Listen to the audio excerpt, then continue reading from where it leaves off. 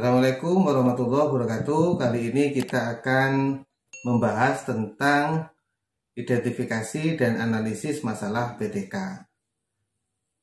Yang pertama terkait dengan permasalahan PTK. Sebelum kita membuat judul, tahap awal yang kita lakukan yaitu menganalisis atau mengidentifikasi masalah. Permasalahan PTK yang pertama dimulai dari permasalahan yang sederhana, nyata, jelas, dan tajam mengenai hal-hal yang terjadi di dalam kelas. Ada beberapa kata kunci di situ, yaitu permasalahan yang sederhana. Sederhana di sini artinya masalah yang terkait langsung dengan proses dan hasil pembelajaran, yaitu yang dapat dinilai atau dilihat dari nilai siswa atau hal-hal sederhana yang mudah diamati dan mudah diukur. Yang kedua nyata, artinya di situ permasalahan memang benar-benar terjadi, bukan hal yang abstrak atau yang kira-kira akan terjadi, bukan, jadi yang memang telah terjadi dan nyata berdasarkan data awal yang diperoleh. Kemudian jelas, artinya jelas di sini yaitu jelas indikatornya atau jelas instrumen penelitiannya. Kemudian tajam, artinya spesifik, tidak ambigu. Masalah yang diteliti itu jelas, spesifik pada materi apa, pelajaran apa, kelas berapa, terkait dengan indikator yang mana. Itu. Kemudian yang kedua, adanya kolaborasi antara peneliti, guru, kepala sekolah sehingga memunculkan kesepakatan terkait tentang permasalahan yang dihadapi. Artinya semuanya sepakat bahwa masalah itu harus segera diperbaiki. Akhirnya akan melahirkan kesamaan tentang tindakan apa yang harus dilakukan. Ini. Kemudian yang selanjutnya terkait dengan sasaran PTK. Artinya siapa saja atau apa saja yang terkait dengan PTK. Yang pertama yaitu siswa, karena siswa ini tujuan utama dari pembelajaran itu sendiri. Siswa nanti dipecah-pecah lagi, banyak beragam masalah terkait dengan siswa. Kemudian guru. Kemudian materi pelajaran. Kemudian media pembelajaran, kemudian hasil pembelajaran. Ini sasaran, kelima sasaran yang harus muncul dalam setiap PTK. Kemudian contoh permasalahan siswa. Tadi itu sasaran yang pertama siswa. Kali ini tentang contoh permasalahan yang dihadapi siswa. Banyak sekali memang. Yang paling umum yaitu rendahnya hasil belajar. Indikatornya yaitu rendahnya hasil belajar ini mayoritas siswa mendapat nilai di bawah KKM atau kategori tidak tuntas secara klasikal. Artinya tidak tuntas secara klasikal itu kurang dari 80% mendapatkan nilai di bawah KKM. Baru itu kategori rendahnya hasil belajar. Yang kedua rendahnya minat belajar. Minat belajar itu terkait dengan motivasi belajar, misalnya siswa males mengikuti pembelajaran, ngantuk, dan seterusnya. Kemudian rendahnya keaktifan atau partisipasi belajar. Ini biasanya ditandai dengan siswa takut untuk bertanya, untuk menjawab, dan lain-lain. Kemudian rendahnya kedisiplinan siswa. Kemudian rendahnya keterampilan berpikir kritis, rendahnya kemampuan memecahkan masalah, dan lain-lain. Banyak sekali masalah terkait dengan siswa. Ini harus kalian identifikasi betul mana akar masalah yang paling utama, dan itu yang bisa diangkat menjadi judul PTK. Masalah siswa itu menjadi variabel Y atau variabel yang akan dipengaruhi. Kemudian contoh permasalahan guru, yang pertama penggunaan strategi pembelajaran. Misalnya berdasarkan identifikasi masalah, hasil belajar siswa pada kelas ini sangat rendah, ditandai dengan ini datanya disajikan. Kemudian diidentifikasi dan dianalisis. Kenapa kok hasil belajarnya rendah? Misalnya karena strategi pembelajaran guru yang selama ini masih monoton. Ini berarti tindakan yang harus diberikan yaitu berupa strategi pembelajaran yang inovatif, yang dapat memecahkan masalah rendahnya hasil belajar siswa tadi itu. Yang kedua, misalnya juga penggunaan media pembelajaran.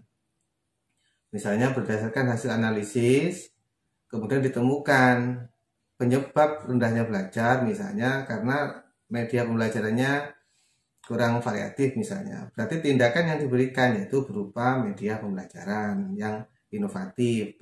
Banyak sekali itu ragamnya media pembelajaran. Kemudian ada masalah cara penyampaian materi. Ini terkait dengan gaya belajar guru. Kemudian ada lagi cara mengevaluasi pembelajaran. Misalnya selama ini evaluasi hanya berupa tes saja, atau hanya mengevaluasi hasil saja, proses tidak dievaluasi, itu juga terjadi permasalahan. Kemudian kedisiplinan guru dalam mengajar. Yang selanjutnya yaitu contoh permasalahan terkait dengan materi. Itu diantaranya jenis dan kesulitan materi pelajaran. Misalnya anak-anak hasil belajarnya rendah, padahal sudah menggunakan strategi yang baik, media yang baik, kemudian gaya mengajar guru juga sudah baik misalnya. Nah, mungkin saja berdasarkan analisis materi yang diberikan terlalu sulit atau tidak sesuai dengan tingkat kecerdasan siswa sehingga sulit untuk dipahami. Ini juga menjadi permasalahan. Kemudian urutan dalam penyampaian materi. Kadang materi yang diberikan jika tidak berkesinambungan atau berkelanjutan, siswa itu merasa kebingungan. Misalnya yang A, B langsung D, loh C kok belum disampaikan, ini langsung D. Itu biasanya siswa kebingungan. Atau alur materi yang kurang jelas, kadang dari belakang dulu ke depan ke tengah, itu akhirnya siswa menjadi bingung. Atau yang ketiga, pengorganisasian materi. Jadi sebaiknya memang dalam pembelajaran itu antar materi, antar pertemuan itu saling terkait, saling diorganisir, sehingga siswa itu memahaminya itu secara komprehensif, sehingga tidak parsial pemahamannya. Kemudian konsistensi materi.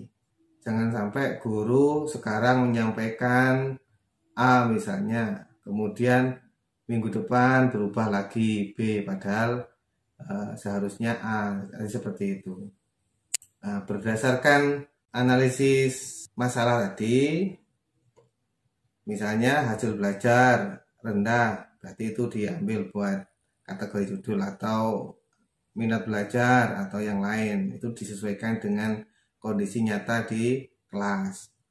Ketika itu sudah ketemu, dianalisis apa penyebabnya. Misalnya strategi pembelajaran selama ini masih monoton, berarti itu nanti yang dijadikan action. Kemudian pada materi apa yang rendah, itu dijadikan objeknya, sehingga jadilah sebuah judul. Ini saya sajikan contoh-contoh judul yang akan kita pelajari secara detail bagaimana cara membuat judul yang benar pada pertemuan yang akan datang. Judul-judul ini penyusunannya sangat beragam. Boleh variabel X-nya di depan atau variabel strateginya ditaruh di depan untuk meningkatkan hasil belajar, atau dibalik, hasil belajarnya ditaruh di depan. Misalnya peningkatan hasil belajar pelajaran ini tentang ini melalui strategi ini, jadi gitu. Atau menggunakan dua masalah yang akan diperbaiki sekaligus, misalnya peningkatan minat dan hasil belajar matematika tentang ini menggunakan metode ini. Ini hanya contoh saja. Nanti lebih detailnya pada pertemuan selanjutnya akan disampaikan terkait bagaimana membuat judul yang baik. Dan ini cara membuat judul PTK itu sebenarnya sama dengan cara membuat judul skripsi. Sehingga kalau kalian memahami cara membuat judul PTK, insya Allah ke depan juga pastinya kalian akan mudah membuat judul skripsi.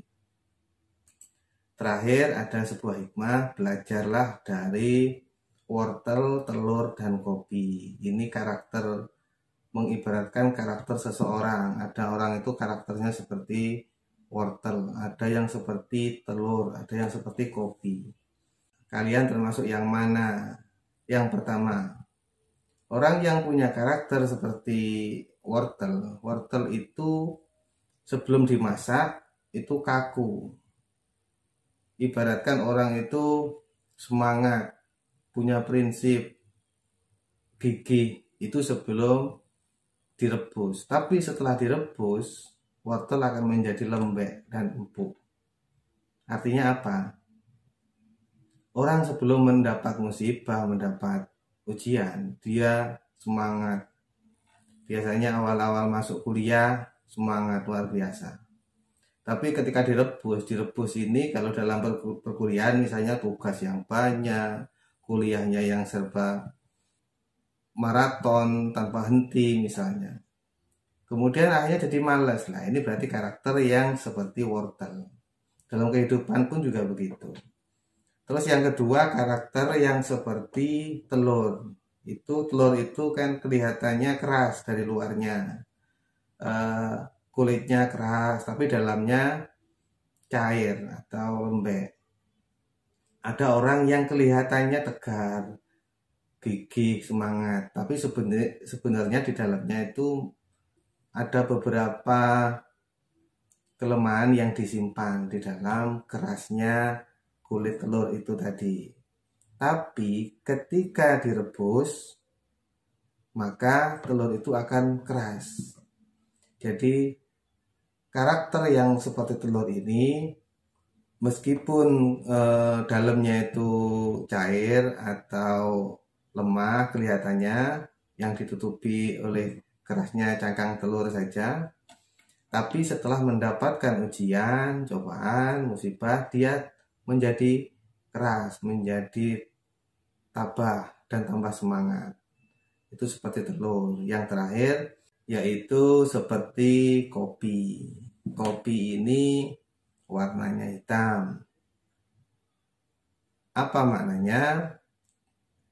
Orang yang seperti kopi ketika direbus, maka airnya itu akan menjadi hitam semua, akan mewarnai air itu. Artinya apa?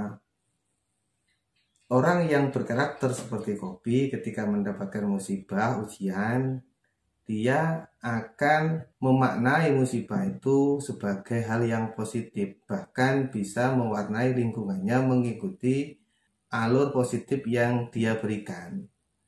Terakhir dari saya, jadilah orang yang seperti kopi, tidak mudah putus asa, tetap semangat, malah bisa mewarnai lingkungannya dengan aura yang positif. Terima kasih. Semoga bermanfaat. Assalamualaikum warahmatullahi wabarakatuh.